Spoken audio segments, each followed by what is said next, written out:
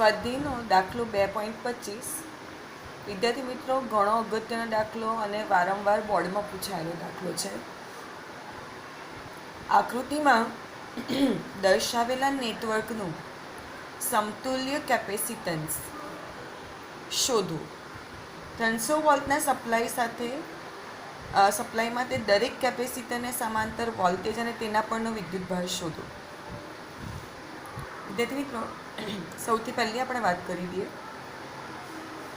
કે આ તમને આ રીતે આકૃતિ ડ્રો કરીને આપેલી જ છે, બરાબર છે, કે અહીંયા C1 C2 C3 C4 આ રીતે જોડાયેલા છે અને અહીંયા 300 વોલ્ટની બેટરી છે, બરાબર. થોડું ધ્યાન રાખવાનો પ્રયત્ન કરો. C1 એ 100 પીકા ફેરેડે છે, C2 એ 200 પીકા ફેરેડે છે, C3 એ 200 પીકા ફેરેડે છે, C4 એ 100 પીકા ફેરેડે છે. હવે આપણે અહીંયા થોડી શરૂઆત કરીએ પહેલાં, બરાબર. વિદ્યાર્થી મિત્રો, તમે જોઈ શકો છો કે હંમેશા પ્રવાહ, બરાબર, આપણે 10મા ધોરણમાં શીખી ગયેલા છે કે પ્રવાહ હંમેશા બેટરીના ધન છેડામાંથી નીકળીને ઋણ છેડામાં પ્રવેશે. પણ વિદ્યાર્થી મિત્રો, તમે જોઈ શકો છો કે પ્રવાહ અહીંયા ધનમાંથી નીકળ્યા પછી અહીંયા જંક્શન જેવું બને છે, કારણ કે તમારે અહીંયા બે ફાતા પડ્યા ને, એટલે પ્રવાહ સીધો આમ પણ પસાર થઈ ગયો અને પ્રવાહ આમ પણ પસાર થયો. તો વિદ્યાર્થી મિત્રો, સૌથી પહેલાં આપણે અહીંયાની વાત કરીએ. કેમ? કારણ કે અહીંયા જે પ્રવાહ આવ્યો ને એને કોઈ ફાતો નહીં મળ્યો. જો આમ આ બંને કેપેસિટરમાંથી પ્રવાહ એક સમાન વહી ગયો, બરાબર. એટલે કે આ બે કેપેસિટર કેવા છે? શ્રેણીમાં. વિદ્યાર્થી મિત્રો, એક બાબતને જો તમે ધ્યાનથી સમજશો તો તમે આ નેટવર્કને શોર્ટ આઉટ કરી શકશો, બરાબર. એટલે સૌથી પહેલાં આપણે આને શોર્ટ આઉટ કરીએ કે અહીંયા 200 પીકા ફેરેડ અને 200 પીકા ફેરેડ, કે C2 અને C3 પહેલાં કેવા છે? શ્રેણી જોડાણમાં છે. તો આપણે સૌથી પહેલાં આનું સમતુલ્ય કેપેસિટન્સ શોધી કાઢીએ વિદ્યાર્થી મિત્રો, બરાબર છે. તો શ્રેણી જોડાણના સમતુલ્ય કેપેસિટન્સનું સૂત્ર છે, આપણે માની લઈએ કે આ C2 અને C3 જે શ્રેણી જોડાણમાં છે તેનું સમતુલ્ય કેપેસિટન્સ છે C', બરાબર. તો શ્રેણી જોડાણના સમતુલ્ય કેપેસિટન્સનું સૂત્ર આપણે જાણીએ છીએ 1/C' is equal two 1/C2 plus 1/C3, બરાબર. Therefore 1/C' is equal two શું આવશે? 1/200 વત્તા 1/200. ધેરફોર 1/C' એટલે આવશે છેદ સરખા એટલે અંશનો સરવાળો 2/200, એટલે મને જવાબ વિદ્યાર્થી મિત્રો મળે છે 1/C' ઇઝ ઇક્વલ ટુ 1/100. અને એનો અર્થ એમ થાય છે કે મને C' ની વેલ્યુ મળી 100 પીકા ફેરેડે. આનો અર્થ વિદ્યાર્થી મિત્રો સમજ પડે છે. જો મારે C2 અને આ C3 આ બે કેપેસિટરને બદલે કોઈક સમતુલ્ય કેપેસિટન્સ યા બેને બદલે એક જ કેપેસિટન્સ મૂકવું હોય તો મારે કેટલું મૂકવું પડે? C' is equal to 100 picofarad. Okay વિદ્યાર્થી મિત્રો, તમે આ બીજી આકૃતિ જોઈ શકો છો કે આપણે જે અહીંયા બેટરીનો ધન અને ઋણ છેડો હતો, અહીંયા C2 અને C3 હતા અને C2 અને C3ને બદલે તેનો સમતુલ્ય કેપેસિટન્સ આવ્યો C' is equal to 100 picofarad. વિદ્યાર્થી મિત્રો, બાકીના કેપેસિટરનું જોડાણ આપણે એમને એમ જ રાખીએ, બરાબર. હવે ત્યાર પછીની વાત કરીએ. જો કે પ્રવાહ અહીંયા ધનમાંથી નીકળ્યો, અહીંયા દાખલ થયો અને તે રીતે થોડોક પ્રવાહ આ બાજુ દાખલ થઈ ગયો. આનો અર્થ એમ થયો કે અહીંયા અને અહીંયા જંક્શન બન્યું, બરાબર. અને તેની વચ્ચે C1 અને C' આ બે એકબીજાની સાથે સમાંતરમાં જોડાયેલા છે. વિદ્યાર્થી મિત્ર, આને જ બરાબર સમજવાની જરૂર છે કે શ્રેણી જોડાણ ક્યારે થઈ રહેલું છે અને સમાંતર જોડાણ. અહીંયા ધન છેડામાંથી નીકળેલો પ્રવાહ બે ભાગમાં બાયફર્કેટ થઈ ગયો, બરાબર. એટલે આ શું છે? આ એક પ્રકારનું આ બેની વચ્ચે, આ બે કેપેસિટરની વચ્ચે સમાંતર જોડાણ છે. હવે આપણે એની ચર્ચા કરીએ કે આ C1 અને આ C' એકબીજા સાથે સમાંતરમાં જોડાયેલા હોવાથી તેમનું સમતુલ્ય કેપેસિટન્સ આપણે C" ગણીએ, બરાબર.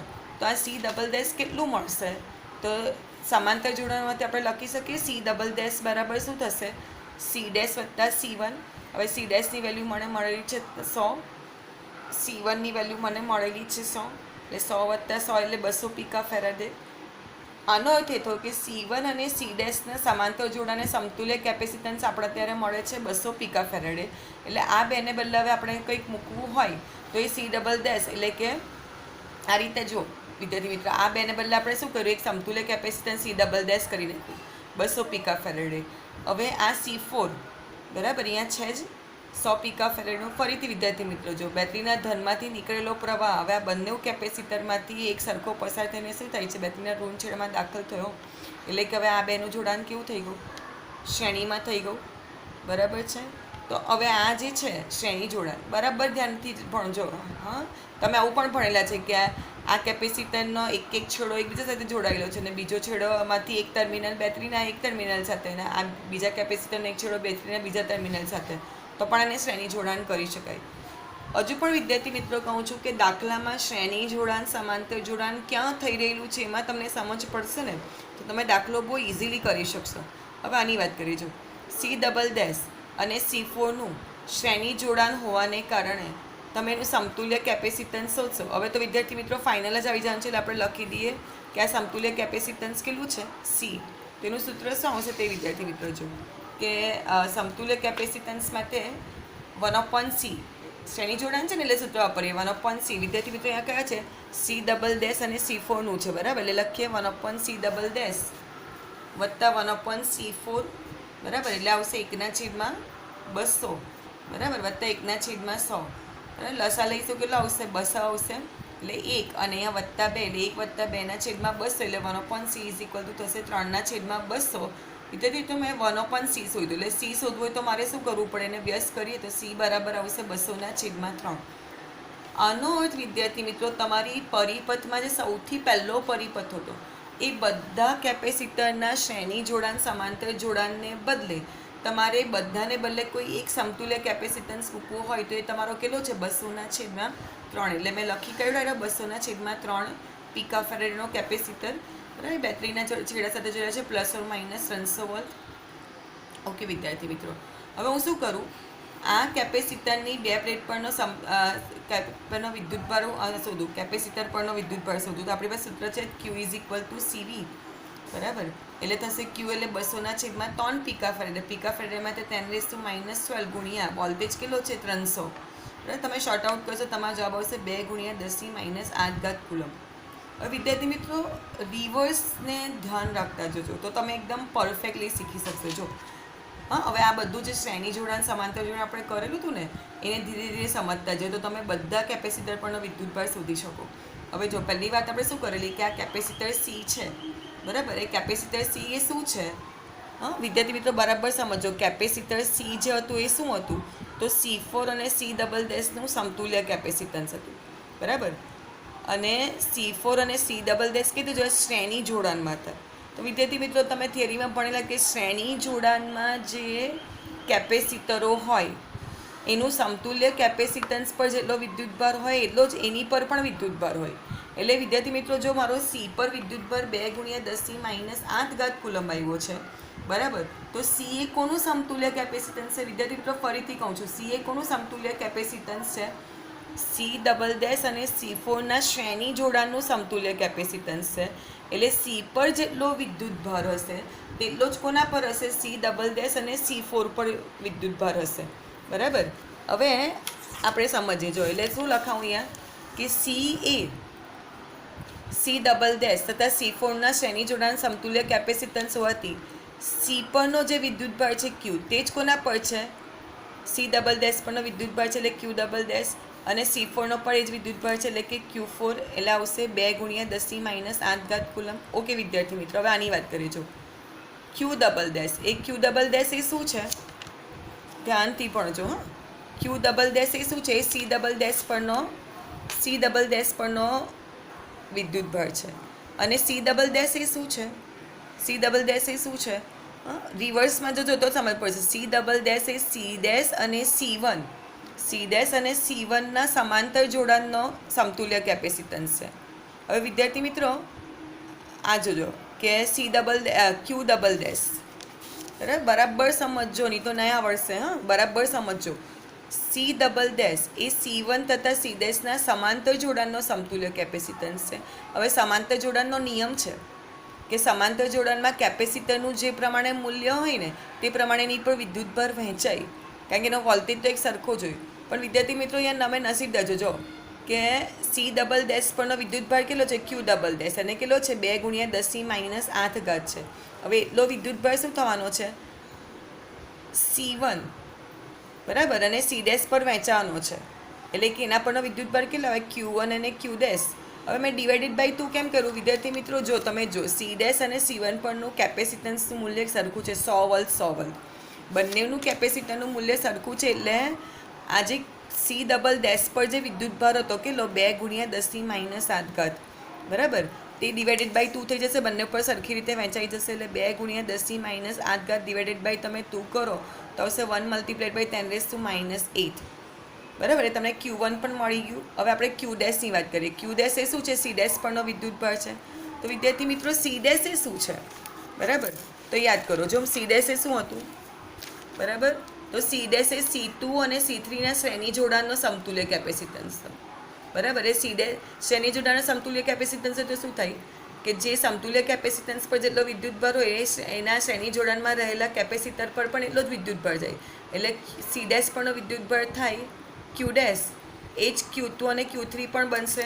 એટલે અહીંયા વિદ્યાર્થી મિત્રો આવશે, જો શું આવશે? સી ડેશ એ C2 અને C3ના શ્રેણી જોડાણનો સમતુલ્ય કેપેસિટન્સ છે ને, બરાબર. એટલે શું થશે?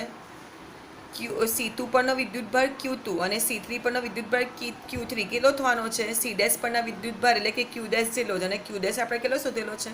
1 × 10⁻⁸ કુલમ. એટલે આવી ગયો 1 × 10⁻⁸ કુલમ. તો વિદ્યાર્થી મિત્રો જો હવે જો તમને બધા જ વિદ્યુતભાર મળી ગયા કે Q1 તમને કેટલો મળ્યો? 1 × 10⁻⁸. Q2 તમને કેટલો મળ્યો? 1 × 10⁻⁸ કુલમ. Q3 પણ તમને 1 × 10⁻⁸ કુલમ મળ્યો, અને Q4 તમને મળી ગયો 2 × 10⁻⁸ કુલમ. એટલે તમારો પહેલો જે પ્રશ્ન હતો તેનો તમને જવાબ મળી ગયો. તમારા પહેલો પ્રશ્ન શું હતો? કે દરેક કેપેસિટર પરનો વિદ્યુતભાર શોધો. તો આપણે દરેક કેપેસિટર પરનો વિદ્યુતભાર કેટલો છે એટલો ગણી કાઢ્યો. બરાબર છે, આ બધું આવી ગયા આટલા કુલમ બધાનો. ઓકે, ચાલો હવે ત્યાર પછીનો બીજો પણ એક પ્રશ્ન કર્યો છે કે દરેક કેપેસિટરના બે છેડા વચ્ચેનો વિદ્યુત સ્થિતિમાનનો તફાવત કેટલો? તો વિદ્યાર્થી મિત્રો આપણે સૂત્ર તો જાણે C = Q/V, તો V બરાબર થાય Q/C. એટલે પહેલા કેપેસિટર પરનું વિદ્યુત સ્થિતિમાન થશે V1 = Q1/C1. બરાબર છે. Q1 એટલે 1 × 10⁻⁸, અને C1 તો વિદ્યાર્થી મિત્રો તમે આકૃતિ જોઈ જ શકો છો. બરાબર, તમે આકૃતિ ડ્રો કરી લેશો તમને ખ્યાલ જ હશે. જો કે Q1ની વેલ્યુ છે 100 પિકાફેરાડે, બરાબર. C1ની વેલ્યુ છે 100 પિકાફેરાડે, C2ની વેલ્યુ આપેલી છે 200 પિકાફેરાડે, C3ની વેલ્યુ આપેલી છે 200 પિકાફેરાડે, C4ની વેલ્યુ આપેલી છે 100 પિકાફેરાડે. બરાબર, તો આપણે એનો યુઝ કરીશું. કારણ કે યાદ રાખવાનો પ્રયત્ન કરજો, કારણ કે આ તો તમને દેખાય જ છે. C1 C2 તમે યાદ રાખજો. જો કે V1 = કેટલા? Q1/C1. તો Q1 તમને મળે છે 1 × 10⁻⁸ કુલમ, અને C1 છે તમારા 100 પિકાફેરાડ, એટલે 100 × 10⁻². એટલે અહીંયા આવશે તમારો જવાબ 1 × 10⁻², એટલે કે 100 વોલ્ટ. એ પ્રમાણે V2 કરે તો Q2/C2. Q2ની વેલ્યુ છે 1 × 10⁻⁸, C2 તમને આપણે 200 પિકાફેરાડ, એટલે 200 × 10⁻² પિકાફેરાડે છે. એટલે બરાબર, તમારે આવશે 0.5 × 10⁻², એટલે કે 50 વોલ્ટ. હવે આપણે એ જ પ્રમાણે V3ની વાત કરીએ. V3 બરાબર આવશે Q3/C3, એટલે આવશે Q3 છે 1 × 10⁻⁸, અને C3 તમને મળ્યા છે 200 પિકાફેરાડ, એટલે ફરીથી 200 × 10⁻², એટલે ફરીથી આવશે 50 વોલ્ટ. હવે V4ની વાત કરીએ. Q4/C4. Q4 તમે શોધેલા છે 2 × 10⁻⁸, ડિવાઇડેડ બાય C4 તમને આપેલા છે 100 × 10⁻², શોર્ટ કરશો 2 × 10⁻², એટલે કે 200 વોલ્ટ. વિદ્યાર્થી મિત્રો તમે બેટરીમાંથી કુલ કેટલો વોલ્ટેજ આપ્યો? બરાબર છે, બરાબર. તમે બેટરીમાં